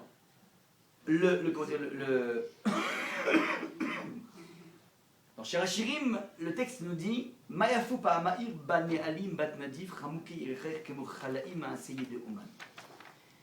Le verset dit que tes pas sont ravissants dans tes brodequins, fille de noble race, les contours de tes hanches sont comme des colliers, œuvre d'une main d'artiste. Je répète, dans cette description du fiancé, enfin de la fiancée par le fiancé, alors il dit les contours de tes hanches. Maintenant, les contours de tes hanches, alors vous savez très bien que c'est une image, c'est une allégorie, cher Hachirim, et le Midrash dit, c'est quoi les contours de tes hanches? Elou Hashitim. Ce sont les évacuations. Ces hanches, en fait, dans le corps humain, correspondent, si vous voulez, aux évacuations. Et le texte les compare kemo chalaim, comme des colliers. Alors, c'est quoi l'idée du collier? Le collier, c'est comme, comment dire, c'est un enchevêtrement de plusieurs maillons. Alors, il dit kemo chalaim, chez mechulalim veyordim adateom, qui découle, si vous voulez, dans ce collier, qui découle jusque à Théom, jusque à l'abîme. Maaseh Deoman, qui est l'œuvre d'un artiste, dit le texte, c'est-à-dire ça, c'est là que tu vois l'aspect artiste d'Akadosh Baruch Hu inédit. C'est-à-dire l'aspect complètement génial d'Akadosh Baruch Hu qui te prouve que c'est un artiste hors pair, dans lequel Léonard de Vinci pourrait se coucher. Eh ben, c'est le fait qu'il ait mis en place des évacuations qui vont jusque dans le, comment dire, le débouché et jusque dans le théum, c'est-à-dire dans le vide. Dans le vide, mais dans l'oubli, dans le vide, dans les oubliettes. C'est ça en fait. Et ça c'est évidemment donc un midrash extrêmement complexe, enfin extrêmement bizarre à comprendre en quoi il y a ici dans, comment dire, c'est le fait qu'elle soit évacuée vers l'abîme, c'est ça en fait l'aspect totalement génial d'Hachem. Et en quoi c'est ça, on vient de toucher ici l'essence même, le génie de Bereshit. Bereshit, c'est le fait qu'Hachem a créé ces évacuations. Pourquoi? Pour l'eau et le vin, qui est un élément, qui est une construction purement technique, quoi. Ça veut dire qu'il faut juste dans la vie avoir des évacuations, puis c'est tout. Non, là, il y a quelque chose de génial qui se passe. Alors, pour comprendre ça, on va donner plusieurs pistes de réflexion, qui sont les suivantes. Il y a un verset dans Michelet, je vous ai marqué donc fin et début, qui dit la chose suivante. Tov achari davar mereshito. Littéralement, la fin d'une entreprise est préférable à son début. On entend très souvent dans la vie, c'est toujours mieux la fin que le début. Ouais, comme au cinéma. C'est un trick, quoi, un mavdim. Alors ça c'est une lecture classique, mais il y a une lecture plus recherchée qui va utiliser la particule que je vous ai marquée en vert. Tov achari davar mereshito. C'est comme mereshito. C'est pas mieux que, donc le même est soit un comparatif de supériorité, aniyoter gadol, mimcha, je suis plus grand que toi, soit c'est un élément de provenance, aniba mi Yerushalayim, je viens de Yerushalayim. Ici, on peut dire les deux. Soit on dit que la fin est mieux que le début, lecture classique, la lecture plus recherchée qui est la suivante, tov achari davar mereshito. Le bien de la fin ne provient que du début. Ce qui compte dans la vie, et c'est en fait qu'on veut voir ici, qu'on nous met ici en exergue, on te montre ici la centralité du début d'une expérience. Tout se passe comme si il n'y a d'importance et de focalisation que sur le début. Le début, eh bien, le début est plein d'énergie, alors la fin coulera de source. Presque de façon passive. Mais toi, dans la vie, tu dois t'intéresser au premier embrayage. Ça, c'est ce que nous propose ici Shlomo Ameler. Je vous donne C'est Shlomo Ameler qui dit ça. Shlomo Ameler. Colette. Ouais, donc Colette, Zaïdret. Zaïdret. Donc, c'est le Midrash qui propose cette deuxième lecture contre le sens littéral, c'est-à-dire, mais Réchit, ça veut dire, non, il n'y a de bien que au niveau du début. Et, comment dire, ce qui suit ensuite n'est qu'un déroulement, mais qui lui n'est pas bien. Enfin, il n'est bien que parce que Le début il a eu un début, une impulsion. Oui. Mais sans l'impulsion de base, il n'y a rien. Dans le même ordre d'idée, regardez. Vous avez cité toute, j'imagine, la Sibra Torah, et vous avez remarqué en fait qu'on sort deux Sefer Torah. Enfin, pas, on sort tous les Sefer Torah, mais je dis au niveau de la lecture du matin, on sort deux Sefer Torah. Dans le premier, parce qu'en fait c'est compliqué de tout rouler, donc dans le premier, on lit Vezot HaBeracha, la dernière paracha, qui est un petit peu la conclusion de la vie de Moshe, pas au niveau personnel, mais au niveau collectif, dans lequel il va prévenir chacune des tribus, tout le peuple juif, ouais, et qui va disparaître juste après. Et donc on lit les écoles d'Israël, donc on finit Vezot HaBeracha, donc on finit les derniers mots, les derniers reproches que Moshe Rabbeinu, à l'issue de 120 années de vie, à l'issue de 40 ans de leadership du peuple juif, à l'issue de toute son expérience exceptionnelle, il lui donne le mot de la fin, le papa qui part et qui donne les dernières instructions à ses enfants. Ça, c'est le dernier moment. Et vous savez qu'au niveau halachique, on finit de lire Vezot HaBeracha, on embraye immédiatement sur Bereshit, Bara Elokim, et Hashem et Haaretz, sans dire de Kaddish. Normalement, lorsqu'on lit lorsqu'on sort deux Sefer Torah, il y a un Kaddish au milieu. Il y a là, il n'y a absolument aucune césure. Et cette absence de césure est due au fait, au niveau de la compréhension, tout se passe comme si toute l'expérience extraordinaire amassée par Moshe Rabbeinu, toute son intelligence, toute sa proximité avec Hachem, toute sa lucidité à attraper le bon reproche pour chacune des tribus, pour chacun des béné Israël, eh bien, il doit tout ça pourquoi? Pour Bereshit. Tout ça doit déboucher vers quoi? Vers un commencement. Il n'y a pas de coupure. C'est-à-dire que les aînés en Israël, tout ça pourquoi? Pour entamer quelque chose. Peu importe quoi. Tout ça pour créer un début. Renouveler. Un nouveau, même pas un nouveau. C'est-à-dire qu'il y a dans cette absence de césure par le Kaddish, une volonté de te dire tout ce qui est important, c'est de commencer quelque chose. On va continuer. Pas tout ce qui est important pour permettre un bon début. Ça veut dire, mais plus que ça, c'est pas pour mettre un bon début. Parce qu'il n'y a d'intéressant dans la vie que le début. Regardez comment on va relire Bereshit Bara Elokim et Hashem et Haaretz. Bereshit Bara Elokim. C'est un début que Hachem a créé. Je répète. Hachem n'a créé dans ce monde qu'un premier pas. Bereshit, il n'y a que le début, là, tout de suite. Rabbi Yaakov Omer, c'est un Mishnah dans Avot, on est petit à petit en train d'épouser l'idée, on va la découvrir au fur et à mesure. Rabbi Yaakov Omer, Aolam Hazeh domé les prosdor bifnei Aolam haba. Rabbi Yaakov dit que ce monde ressemble à un vestibule face au monde à venir. C'est une parole de Chazal très classique, et très souvent qui est mal comprise, qui est comprise dans le sens, finalement, comment dire, on a, un passage très rapide à faire ici, et ce qui va compter, c'est l'Olam haba. C'est une sorte de façon de se projeter sur l'importance du Olam haba. Oui. Eh ben, on peut lire de façon différente ce même parole de Chazal, et il dit la chose suivante, que tout ce monde-ci est le monde du vestibule. Dans le vestibule, tu passes juste ton temps à... Tu te changes, même pas tu te changes, c'est-à-dire que juste tu t'apprêtes. Tu t'apprêtes à rentrer. C'est-à-dire que le monde d'ici est un monde de perpétuel vestibule. De perpétuel recommencement, mais non-stop. Il n'y a aucun achèvement. Et s'il y a achèvement, et si tu es dans l'achèvement, ça veut dire que tu es déjà dans une forme de mort. Il n'y a d'intérêt dans ce monde que cette faculté. Mais c'est-à-dire, mais à comprendre que ce qui compte, c'est que le début. Et à la limite, c'est même pas la peine de penser au Lamaba. C'est même pas la peine de penser à, comment dire, je suis en train de m'apprêter à rentrer, mais j'ai même pas besoin de savoir où je rentre. Ce qui compte, c'est le vestibule. C'est la préparation. Oui, mais c'est ça la vie. Mhm. La vie, c'est une pire préparation perpétuelle. Alors, j'en reviens maintenant aux orifices, ces canalisations qui permettent l'évacuation vers la fin. L'évacuation de quoi? L'évacuation de l'eau et du vin. C'est quoi l'eau et le vin dans la Torah? Il y a deux symboliques fortes dans le vin. Pardon? La vie. Alors, la vie, effectivement. L'eau, on va. Mais je veux commencer par le vin, si vous permettez. Le vin, on sait toujours de Chazal que Veyaïn et Samach Levavenosh. Le vin est une substance, la liqueur, l'alcool, est quelque chose qui réjouit un individu.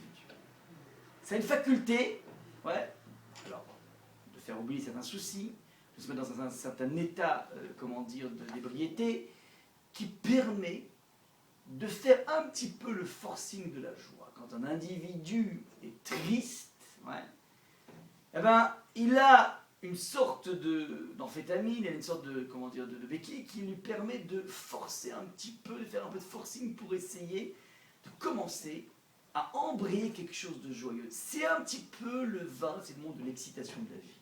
Ouais. Et c'est quelque chose qui n'est pas superflu. On a besoin dans la vie de fun. On ne peut pas vivre sans le fun, on ne peut pas vivre dans la vie sans quelque chose d'excitant. Ça, c'est une réalité psychique de l'homme qui a besoin. Alors, chacun trouvera sa substance, le vin ou autre chose. Le sport, ça peut être la détente, ça peut être, comment dire, aller dans un musée, peu importe. Mais on a besoin comme ça d'avoir. C'est que le vin agit rapidement. On a besoin comme ça d'avoir des béquilles qui nous permettent de nous convoquer à sourire, nous convoquer à dégager cette forme de joie, cette forme de légèreté, ouais, et sans quoi c'est extrêmement dur de passer une vie dans laquelle il n'y a pas toutes ces, tous ces rebondissements, toutes ces excitations. Une vie sans excitation, c'est une vie qui est morte. Ça, c'est le rôle du vin. Ça va très loin, ça. La Gemara va dire à Rabbi Chanin, l'onivraïn et l'alnechem et avelim. Le vin, vous savez pourquoi il a été créé? Il a été créé que pour une chose. Là, c'est intéressant, la première fois qu'on parle du vin dans la Torah, c'est quand? Avec Noé. Avec Noah. Oui. Ouais. Noah qui plante. Oui. Ouais. Ouais. Et à quel moment il a planté sa vigne? Après Après le déluge. Après l'Apocalypse. Ouais. Alors, la Gemara dit, je ne sais pas s'il y a Noah ou pas, en tout cas, dit, le vin est là que pour une chose. Les nachem et avelim, pour consoler les endeuillés. De là, le Shulchan Aruch, c'est un Shulchan Aruch qui est assez incroyable, qui n'est pas usité du tout aujourd'hui. Mais le Shulchan Aruch dit la chose suivante, que Makom Shenagoul et Avrod Bebassa Vein ou Mine Amim Osim. Il y avait des endroits, dit le Shulchan Aruch, où lorsque une personne était endeuillée, on lui apportait de quoi manger de la viande et du vin. Alors nous, on a pris l'habitude que c'est interdit totalement pour nous, donc il n'y a pas de vin, il n'y a pas de viande. Mais il y a une tradition qui est rapportée par le Shulchan Aruch, qui n'est pas la nôtre, ouais, qu'on donnait du vin à un endeuillé. C'est quoi l'idée? L'endeuillé perd le goût de la vie. Il a perdu un proche. Il est tellement mal par rapport à la perte de ce proche qu'il peut même, il y a des interdits dans la Torah, on n'a pas le droit de se lacérer. Pas par rapport au suicide. Il y a des personnes qui ont tendance à se sentir responsables, même d'une mort naturelle. C'est-à-dire, ils veulent prendre sur eux une certaine douleur et donc ils vont se faire couler du sang. C'est interdit par la Torah. Il y a des choses qu'on n'a pas le droit. Pourquoi? Parce qu'en fait, d'aucune façon, tu ne peux prendre la responsabilité de la mort de l'autre. C'est Hachem qui. Ouais. Et donc, c'est interdit. Mais un individu que Dieu préserve qui est endeuillé, il perd totalement le goût de la vie. Il ne veut même plus croire au goût de la vie. Alors on lui donne une sorte de potion magique. On le convoque, on l'oblige presque à prendre du vin. Le vin et la viande, qui sont les deux ingrédients essentiels de la joie, qui sont en général obligatoires pour Yom Tov. Bassar Veyaïm. Ouais, alors je sais qu'aujourd'hui on n'est pas forcément des grands dégustateurs, on ne sait plus déguster, mais en tout cas il faut imaginer qu'à l'époque c'était ça la joie de... Eh ben, même si c'est artificiel, c'est pas grave, ça t'enclenche quelque chose en toi. Ça c'est le vin. La puissance du vin, c'est le monde de l'excitation. L'eau, vous l'avez dit au début, c'est la vie. L'eau c'est la vie. Ouais, il n'y a pas un organisme qui ne comporte pas en lui la molécule H2O. Ouais, et on sait en fait aujourd'hui que, comment dire, si on voit de l'eau sur la Lune, ça veut dire qu'il y a de la vie. Ouais, c'est l'élément essentiel de la vie et qui peut procurer non pas une excitation, mais une sérénité. C'est le monde de la sérénité. Ouais. Une fois qu'une personne a soif, si tu as très soif, il n'y a rien de tel que l'eau. Elle t'apaise. Ouais. Le coca, sympathique, c'est fun. Pas plus que fun. Mais l'eau, tu sens vraiment un apaisement absolument essentiel. Le vin et l'eau sont les deux sources essentielles du bonheur. Il y a un bonheur de sérénité qui est issu d'une sérénité, il y a un bonheur qui est issu de l'excitation. Ce sont les deux grandes sources essentielles du bonheur. Ce qui est assez incroyable, c'est que dans la vie, tu peux vivre des moments d'une intensité de bonheur ultime, notamment Sukkot en général, ces moments où on réunit justement ces deux types de libation. La joie de la sérénité, le zen, et en même temps le monde de l'excitation. On essaie de conjuguer. Et il y a des moments dans la vie où tu peux vivre ces deux choses. Mais ce qui est absolument atroce, c'est se dire que tu vis, tu peux être sur un piédestal assez incroyable, tu peux sentir un véritable nirvana, et puis tout peut s'effondrer avec une vitesse absolument colossale. Ça, c'est dans la structure même de la vie, et tu dis, mais c'est pas possible, mais c'est déprimant la vie. Je sentais comme ça, je me sentais tellement heureux, et ni une ni deux, avec une information, avec un regard, avec une attitude, tout s'est effondré. Mais pourquoi c'est tellement fragile? On se bat comme des malades pour être heureux. On utilise toutes les formes d'eau et toutes les formes de vin. Et tu vois à quel point tout est fugace. Ça, c'est la réalité psychique du monde. Quand le texte dit, et ça en fait le génie, c'est la structure même du monde qui fonctionne comme ça. Akadosh Baruch Hu a créé des chittim, des évacuations de ces moments de bonheur ultime qui ne durent pas et qui vont s'enfuir vers le terme. C'est pas, tu ne peux pas les récupérer dans la mer, ils s'en vont. Alors tu dis, mais c'est quoi? C'est la déprime? Non, mon ami. C'est la convocation à sécréter une nouvelle dynamique permanente. On passe notre vie à redonner un sens à sa vie, et ceci tous les jours. On passe sa vie à reconquérir son épouse, à reconquérir son mari, à rééduquer nos enfants, et ceci dans une musculation de tous les jours. C'est ça en fait le barachit. Et la vie n'est goûteuse qu'à partir du moment où tu as compris que tu ne peux jamais t'installer. C'est le chidouche de Bereshit. Bereshit vient te dire, barachit, que tu dois concevoir la vie que comme un préambule permanent dans lequel tu mets en permanence tout en place. Tout en place. Tout en place. Tu mets tu mets tout en œuvre, tu réamorces tout, tu réaffirmes ton adhésion à la Torah, tu réaffirmes ta recherche permanente de l'étude, tu réaffirmes ta recherche de bonification. Et tant que tu ne comprends pas que c'est un poumon permanent, tu risques de passer de l'autre côté de la vie qui s'appelle la vie de l'achèvement, qui est une mort de son propre vivant. C'est ça en fait la structure même de la création. C'est la raison pour laquelle toutes ces références gravitent autour de l'idée suivante: il n'y a d'intérêt que dans le début des choses. Non pas le bâclage des choses, mais le début des choses. C'est tout l'investissement que tu mets au début sans attendre de récolter les fruits, et sachant que de toutes les façons les fruits seront d'une éphémérité déprimante.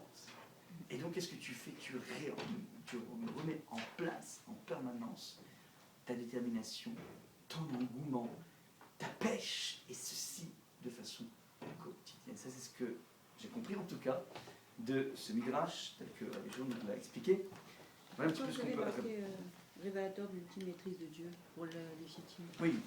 En Ça quoi veut le dire fait que- de tomber dans la Bible, c'est Ça veut dire que, comment dire, Akadosh Baruch Hu nous dévoile en nous indiquant que ces eaux descendent de l'abîme, il nous montre il nous montre la voie de la structure même de notre fonctionnement. En nous donnant l'image, dans le misbéa, dans l'autel, de cette évaporation totale de ces zones de joie, des zones d'excitation, il nous indique le fonctionnement profond de l'individu.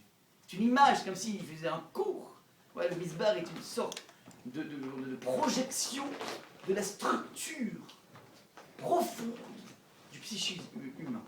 C'est la raison pour laquelle on nous dévoile ici que Hachem t'a renseigné sur cette structure profonde, de façon à ce que tu mettes en place dans ta vie en permanence un Bereshit. C'est en fait l'aspect, l'aspect, l'artisanat ultime d'Akadosh Baruch Hu. Il t'a créé un film de ce qui se trame de la façon plus profonde à l'intérieur de toi. Ta structure, c'est ça. Et ça, en fait, c'est l'aspect totalement incroyable d'Akadosh Baruch Hu. D'avoir su trouver la figure géométrique, la représentation charnelle de ce qui se trame de la façon la plus forte à l'intérieur de toi. C'est en fait l'aspect totalement incroyable. Aucun artiste aurait su décrire de façon aussi subtile, de façon aussi raffinée, ce qui se trame à l'intérieur de toute expérience de vie. Ça peut être déprimant aussi, Ouais, cette c'est ça. notion Et oui, d'évacuation. C'est un choix. Parce que, Ouais. non, mais parce que, enfin, on pourrait penser, au lieu d'évacuation, par exemple, l'habitude des choses qui vous fait perdre le goût. Et sans évacuer, vous avez envie d'autre La chose. monotonie. Oui, mais c'est alors, peu- contre la monotonie, justement, j'aspire à autre chose. Mais c'est pas sans forcément mais Maintenant, tu évacuer. te construis, je Comment pense. trouver l'énergie? mais il y a encore mieux que ça. Oui. C'est éviter la monotonie. Si je sais ça, Hmm. donc je vais avoir comme objectif dans la vie d'être dans un perpétuel délit. Je vais essayer de m'affranchir de toute forme de récolte. Je passe ma vie dans une dynamique. Je ne sais pas si vous avez déjà observé les Gdolim, les géants de la Torah. Ouais. Vous les voyez, ils sont d'une vivacité et ils découvrent un texte de la Torah, ils l'ont vu 100 fois, 1000 fois, ils auraient découvert de la... Oui, mais on dit les mitzvot, c'est comme tous les jours. Oui, c'est ça en fait l'antidote des mitzvot routinières. Être capable de dire voilà, c'est comme si mon premier Shabbat maintenant. Je mets en place mon premier Shabbat et je le fais de façon régulière. Je mets pour la première fois mes téfilim et j'essaie de voir dans quelle mesure c'est un moment ultime et unique que j'ai réussi. Ça, c'est une disposition mentale, je dirais. Du C'est Bereshit. une organisation. Oui. C'est le Bereshit. C'est le Bereshit de la vie d'un individu. C'est ça en fait qu'il faut mettre en place. Sans quoi, on est condamné à la routine. On est condamné à être, comment dire, cette mort de notre vivant. Il y a une préparation mentale. Ça s'appelle l'étude de la Torah. Ce qu'on fait là maintenant, on a donné la philosophie de la chance. Jamais. Ouais, il faut se préparer à chacune des mitzvot. Mais c'est pas long, vous n'avez pas besoin, c'est un réflexe à avoir, dans le sens où, maintenant je vais essayer de voir dans quelle mesure c'est un moment inédit. Je fais ma tefillah de Mincha, elle est inédite parce qu'en fait j'ai eu telle et telle contrariété, donc c'est inédit. Donc c'était un moment dans ma vie j'ai jamais vécu ça. Et donc je vais voir dans quelle mesure j'ai trouvé des mots tout à fait nouveaux, exprimer mon désarroi pour exprimer mon bonheur, peu importe, chacun va avoir ses états d'âme, peu importe, mais je vis un instant inédit. Cette seconde n'a jamais été comment dire, vécue. Et Mincha va aider justement à... C'est moi qui vais décider, c'est moi qui vais décider. Je vais vivre une expérience de spiritualité qui va me permettre de pouvoir vivre quelque chose. Mais en même temps, ça Pas une peut- lecture de Tehillim, c'est-à-dire dans Dans le sens où toute- je suis en train de... C'est ce qu'on appelle la kavana, c'est-à-dire la pensée d'avant l'acte, qui donne une portée à l'acte. C'est ça l'idée. Il faut c'est quelque chose, c'est un chiot qu'il faut se répéter régulièrement. J'ai ça découvert ce peut- chiot, moi j'avais été bouleversé, et j'étais allé voir le Rav, il était en vacances, et je suis allé voir, je lui ai dit, écoutez, voilà, Rav, j'ai lu votre article sur Bereshit. Moi, comme ça, il m'a dit, t'es pas calmé? Et puis c'est exactement ça, j'arrive pas à me calmer. Il a souri, et voilà. Je suis allé voir spécialement, j'étais en vacances aux Deux Alpes, il était à l'Alpe d'Huez, j'ai pris la voiture exprès pour aller lui dire tellement j'étais chamboulé par ce... J'espère que j'ai réussi à vous chambouler autant que je l'ai été. En tout cas, c'est quelque chose de chamboulant. C'est dans le sens où il y a quelque chose de complètement incroyable qui est marqué ici, et c'est ça Bereshit. Toute la Torah de Moshe Rabbeinu ne débouche que sur autre chose, sur Bereshit. Pour dire une seule chose, c'est Bereshit. Mais en fait, tout ce qu'on entreprend, si on réussit bien le début, le ça reste coule dessus. suit. Ouais, mais le le reste reste source. n'a plus d'intérêt. Oui, mais Tov, ça vous déresponsabilise aussi. Non. Si vous vous mettez dans Non. cet état d'esprit en Non, disant non. il n'y a que le début qui compte, Ouais. eh bien, j'allais dire, vous n'allez pas au bout des choses. Vous Non. pouvez vous Non. passer à Je mets autre telle chose. impulsion Oui. que tout va découler, mais je ne m'intéresse Exactement. pas Et que la à fin, ce elle qui aura quand découle. même Je vais encore réitérer quelque chose d'autre. Je vais en Continuellement. permanence créer. Il faut que ce soit un début continuel. Mais cette dynamique qu'on doit avoir tout le temps perpétuelle, Ouais. ça nous construit aussi. Ah bah oui, C'est bah bon. bien sûr. C'est bon. Ça veut pas dire qu'on s'aime Parce pas. que c'est toujours nouveau. Ça veut pas dire qu'on s'aime rien. On passe son temps à s'aimer. À semer, pardon. On passe son temps à semer. On passe son temps à semer. C'est bien, c'est mieux. Et on n'est pas, comment dire, mais le moment de la récolte est le moment d'une nouvelle semence. Oui. Permanente. Je m'arrête pas sur la récolte. Parce que jusqu'à maintenant, nous a appris justement à semer et pas commencer par le début. En général, enfin dans tous les cours, les cours n'importe lesquels, on commence et après, c'est même dans le rhino, tout ce qu'on va semer, tout ce qu'on va semer pour le rhino de nos enfants, etc. Il y aura le début, c'est clair, mais tout ce qu'on aura semé, ce sera quand même important. Ouais, mais une fois que j'ai un résultat, je continue à semer en Non, permanence. c'est clair, mais ça veut Même pas avec dire les que enfants. Ça veut pas dire que Jamais. ce que j'ai semé, ça sert à rien. Ah non, c'est sûr que non, non, non. Ça a son importance énorme. Mais évidemment, non, non, c'est pas une. Au contraire, je suis en train de dire que ce qui compte, c'est que la semence. Et après le reste, c'est pas grave. Non, c'est-à-dire, C'est pas grave de dire le reste. le reste va découler. Mais je dois me focaliser. Il donne la racine. Je veux me focaliser sur la semence. Ce qui m'intéresse avant tout, c'est le début, semer. Je donne. Et j'ai semé, ben je continue à semer non-stop. Mais c'est un mouvement perpétuel. Sans arrêt. Beaucoup, on a fait des cours ici d'éducation dans lesquels on voit que les parents s'arrêtent par exemple parce que j'ai réussi à bloquer mon enfant à faire sa chambre. J'ai l'impression que j'ai réussi. Ouais. On se rend compte que ça peut durer 15 ans cette histoire parce qu'en fait on n'a pas véritablement, comment dire, su éduquer l'enfant par rapport à ce point et par rapport à pas mal de points. Ouais, on est capable de faire des rapports de force, mais on n'a pas véritablement éduqué, on fait plusieurs cours là-dessus. C'est la faculté de rendre conscient l'enfant de la joie qu'il a d'adhérer à une valeur. Ça c'est quelque chose qu'on doit imprimer en permanence. On ne s'arrête jamais d'éduquer un enfant. Oui, mais là, il y a peut-être une petite nuance, parce que ce qu'on apprend enfin, dans l'éducation, ce qui est important, c'est la répétition. Or, dans ce que vous dites, c'est pas... On répète l'acte de semer, mais pas forcément de la même semence. Mais vous voyez la ce que je veux répétition dire? dont on parle dans le monde de l'éducation, c'est une répétition à chaque fois avec une nouvelle énergie, avec un nouvel état d'âme, avec une nouvelle expression du visage. C'est qu'il y a sans arrêt du nouveau dans cette igviut, c'est-à-dire cette faculté à être constant. Constant dans les normes, constant dans les non, constant dans les oui. Ça oui, mais ça veut dire à chaque fois ça se fait avec une saveur différente. Donc même un acte répété dans l'éducation doit toujours être accompagné par quelque chose de nouveau. Parce que nous-mêmes on change, on Bah va pas oui. être le même pour le premier et pour le... Exactement. Et donc systématiquement, mais pas que parce qu'on a changé, parce qu'en fait il faut investir quelque chose de nouveau qui est nous. Où le monde change. Non, se rendre compte de Peut-être. ses En tout erreurs. cas, ce qui m'intéresse, c'est que je distille systématiquement quelque chose de nouveau. Un nouveau départ, un nouveau Systématiquement. Mais c'est super, c'est super. Et cette nouveauté, on va la trouver aux Occidentaux. Pardon? Cette nouveauté, on va la trouver. Ben oui, l'étude de la Torah nous amène systématiquement à chambouler des choses que vous croyez. On passe notre vie dans l'étude de la Torah à s'auto-chambouler. Et quand on se chamboule, c'est-à-dire qu'on enterre dans cette conception et qui te permet de faire émerger, faire jaillir une nouvelle conception. C'est ça en fait le chidouche. On passe notre vie dans le chidouche, dans la nouveauté. On est dans le scoop permanent. Le travail, hein, c'est pas quelque chose qui vient de nous, c'est pas des people magazines qui nous amènent les scoops. C'est nous qui, en se confrontant à la réalité de la vie, découvrons en permanence l'aspect tout à fait nouveau de la vie. Et ceci dans un métro, boulot, dodo, dans une... Comment dire, dans une vie très morose extérieurement, mais qui est d'une richesse incroyable.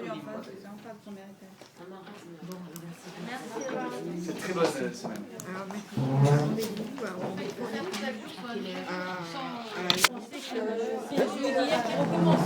rendez-vous Non-stop, ouais. Hadashima Bekarem, en permanence, rendez-vous. Permanent, ouais. Il y a un rapport aussi, parce qu'il dit aussi, il dit pas le premier jour, il dit Yom Echad, jour 1. Alors, Yom Echad, il y a plusieurs explications. Yom Il dit pas Echad. aussi, il Parce dit qu'en pas, fait, premier. le Ramban va dire que on ne peut pas dire premier parce qu'il n'y a pas encore de suite. On a une série de choses, 1, 2, 3, 4, 5, 6, je peux dire, ça c'est le premier. Premier, deuxième, troisième. Mais Comme c'est le premier. le premier, il n'y a pas C'est encore le pas si deuxième. d'abord. On ne sait pas ce qui se passe. Donc en fait, il est Echad, il est que 1. Puis Rachi a maintenant 2 explications, il y a pas mal de...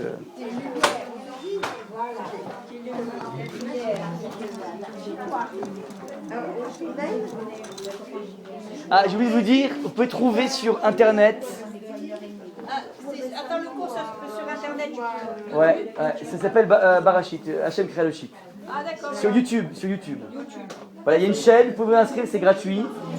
Rav André, et je suis en train de diffuser de plus en plus tous les shurim qu'on avait fait sur Rashi, tout est en train de se mettre au fur et à mesure. Vous avez tous les shurim qui sont en vidéo là-bas.